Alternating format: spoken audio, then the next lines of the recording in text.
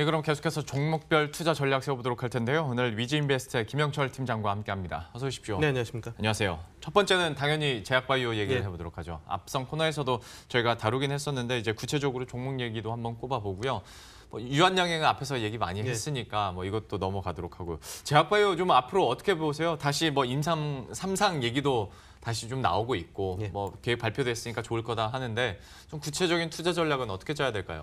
일단은 꺼져가는 불씨에 확실히 기름을 부으면서 시장의 모멘텀을 키워놨다라는 부분들은 분명히 긍정적으로 판단을 할 수가 있겠습니다. 어제 이제 실검에 계속 올라와 있었던 부분들이고 그다음에 시총이 2조가 넘는 그 종목이 상한가에 들어가는 그런 모습들을 좀 보여줬기 때문에 시장에서는 상당히 좀 긍정적으로 평가를 하고 있다라고 보시면 좋을 것 같고요. 그다음에 계약 금액 자체도 사실 한미약품 이후에 가장 큰 금액이기 때문에 충분히 모멘텀적인 측면에서 주가의 상승 그리고 업종 내의 긍정적인 분위기는 이끌어낼 수 있다라고 이제 좀 볼 수 있겠고요. 단 한 가지 이제 조금 말씀을 드리고 싶은 거는 제약바이오가 분명히 시장에서 관심을 많이 받고 개인 투자자분들이 좀 선호하는 부분들이긴 하지만 투자 전략은 좀 확실히 가져가는 게 좋지 않을까 이렇게 좀 보고 있습니다. 어떤 말이냐면은 사실 유한양이 10월 30일 날 실적 발표를 하면서 주가가 큰 폭으로 하락을 했습니다. 그러니까 어닝 쇼크가 나오면서요. 그리고 나서 증권사에서 그 31일 날, 그러니까 실적 발표 다음 날 대부분 이제 그 실적에 대한 코멘트를 하고 향후 전망 그리고 이제 가이던스 그리고 이제 목표가 이런 부분들을 내놓는데 그 이후에 사실 지금 DB 그 다음에 신한, 현대차, 유한타, SK, 삼성증권, KTB 그 다음 날 이제 대부분의 증권사에서 코멘트가 나왔는데 목표가 하향 내지 부정적으로 코멘트를 했습니다. 그런데 그 이후에 3, 4거래일 이후에 바로 이러한 그 대규모 계약 공시가 나오면서 강하게 상한가에 들어갔다라는 부분들 이걸 어떻게 해석해야 되느냐. 사실 증권시장이 정부의 비대칭성이 분명히 있습니다. 효율적인 시장이 아니기 때문에 더군다나 개인 투자자들이랑 기관 투자자들의 정보의 차이가 분명히 있고 특히나 기업들 같은 경우에는 애널리스트들이 이제 기업에 방문을 해서 IR도 자주 하는 그런 부분인데 그럼에도 불구하고 사실 이러한 그 목표가 하향 이후에 3, 4거래일 만에 상한가에 들어갈 만한 대규모 공시가 나왔다라는 점 이 부분들은 개인 투자자분들이 사실 제약바이오를 접근하면서 쉽지 않다라는 부분들을 다시 한번 보여주지 않았나 이렇게 좀 보고 있고요. 또 하나 이제 중요한 부분들은 이 제약바이오는 사실 실적 베이스로 가는 부분들이 아니고 모멘텀 그리고 이런 계약 임상 관련된 부분들로 가는 부분들이기 때문에 단기적으로 대응하실 분들은 확실히 이쪽으로 수급이 들어왔을 때 단기적으로 치고 빠지는 전략을 하시거나 아니면 실질적으로 임상 이상 들어간 기업들에게 꾸준하게 롱텀 전략으로 한 1년, 1년 이상의 전망을 바라보고 들어가셔야 되지 단기적인 부분들과 이 장기적인 부분들의 딜레마에 자꾸 빠지셔서 많이 빠지면 난 이거 장기 투자할 거야 또는 오르면 따라 오르겠지 이러한 투자 전략은 사실 제약바이오는 쉽게 먹히지 않는다. 그래서 투자하실 분들은 아예 이쪽 섹터에 지금처럼 좀 모멘텀이 강하게 불어왔을 때 가장 먼저 치고 나갈 수 있는 종목들을 좀 빠르게 단기로 접근을 하시거나 아니면은 아예 임상 그 마일스톤을 꾸준히 이제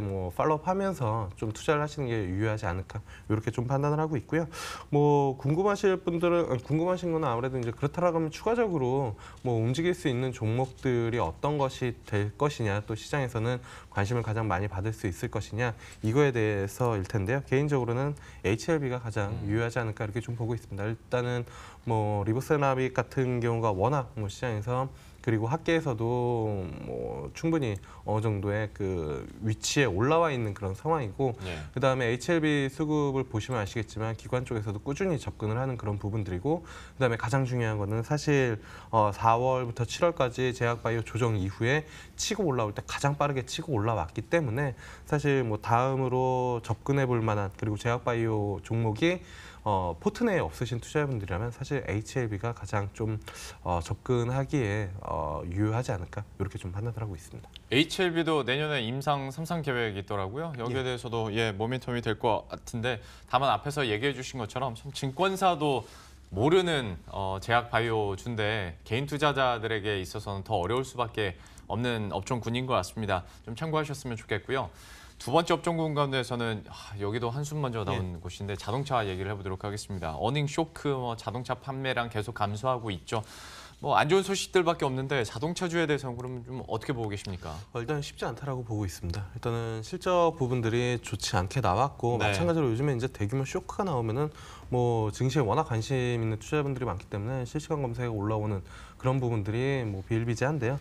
일단은 품질 관리 이슈로 이제 뭐 기록적인 부진을 좀 보여줬고 그에 따라서 이제 주가는 뭐 상당히 큰 폭으로 좀 출렁이고 있는 그런 상황이고요. 여기에 이제 그 현대차 그룹, 그러니까 현대차랑 기아차 신용 등급 하향까지 된 부분들이기 때문에 추가적으로 뭐 부정적인 이슈는 좀 지속될 가능성이 좀 높다. S&P 같은 경우에도 신용 등급 하향했고요. 그다음에 뭐 한기평 같은 경우에도 부정적으로 좀 하향을 했기 때문에 전반적으로 그 영업 라인 단뿐만이 아니라 전반적인 뭐 재무나 여러 가지 이슈를 봤을 때도 그렇게 썩 좋은 수치는 아니다라고 이제 좀 보고 있고요. 그리고 10월 판매가 이제 좀 나왔는데 사실 국내에서는 어느 정도 좀 선전을 했다라는 평가인데 해외 쪽 특히나 이제 신흥국, 뭐 중국 같은 경우가 상당히 좀 좋지 않은 수치로 나왔기 때문에 성장성에 대한 부분들도 상당히 좀 훼손이 됐다라는 부분들입니다. 그리고 개인적으로는 사실 실적 부분들을 봤을 때 품질 관리 이번에 실적 발표 내면서 좀 이상한 부분들이 분명히 있었습니다. 예. 그러니까 현대차랑 기아차 품질 관련된 부분들, 현대차는 한 5천억 원, 기아차는 2,800억 원 정도 이제 반영을 하면서 이제 쇼크가 나왔는데 이게 사실 그 원래 과실 부품업체랑 과실 비용 확정 이후에 이제 금액들을 산정을 하고 그다음에 선제적인보다는 후행적으로 이 금액 부분들을 조정한 다음에 이제 그 반영을 하고 그다음에 좀 선행적으로 의사소통을 한 다음에 반영을 하는데 네. 이번에는 상당히 좀 빠르게 반영을 했다라는 부분들 좀 털고 가다라는 의미도 있고 그다음에 상대적으로 아무래도 이제 지배구조 관련된 부분들 중에서 모비스에 대한 부분들을 조금 더 부각시켜줄 수 있는 그러한 요인이었지 않나라고 이제 좀 보고 있어서요. 개인적으로는 현대모비스 정도는 만약에 업종 내에서 정말로 자동차 업종을 투자하시고 싶으신 투자자분들이라면 현대모비스를 투자하실 때 저는 뭐 그러니까 업황 그 기본적인 사업 영역보다는 구조적인 이슈, 그러니까 그 지배구조 관련된 부분들로 현대모비스는 조금은 투자할 만하지 않을까. 지금 주가 수준이다라고 하면은 그렇게 좀 판단을 하고 있습니다.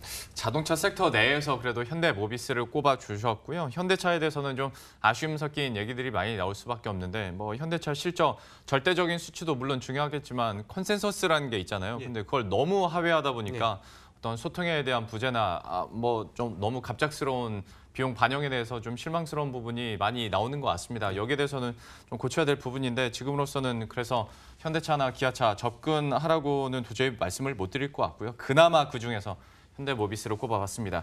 마지막으로 오늘장 유망주 한번 들어보도록 하겠습니다. 오늘 어떤 종목 가지고 오셨습니까? 일단은 제약바이오 쪽으로 확실히 좀 모멘텀이 올라올 수 있는 그런 상황이기 때문에 네. 개인적으로는 이제 뭐 앞서도 HLB 말씀을 드렸지만 그런 이제 좀 제약바이오보다는 일단 삼천당 제약 좀 같이 관심을 가지면 좋지 않을까 이렇게 좀 보고 있고요. 예. 삼천당 제약 같은 경우에도 이 아일리아 쪽 그 바이오시밀러 그 생산 파트너를 확인해주면서 시장에서는 확실히 좀 모멘텀이 올라오고 있는 그런 상황이다라고 이제 좀 보고 있고요.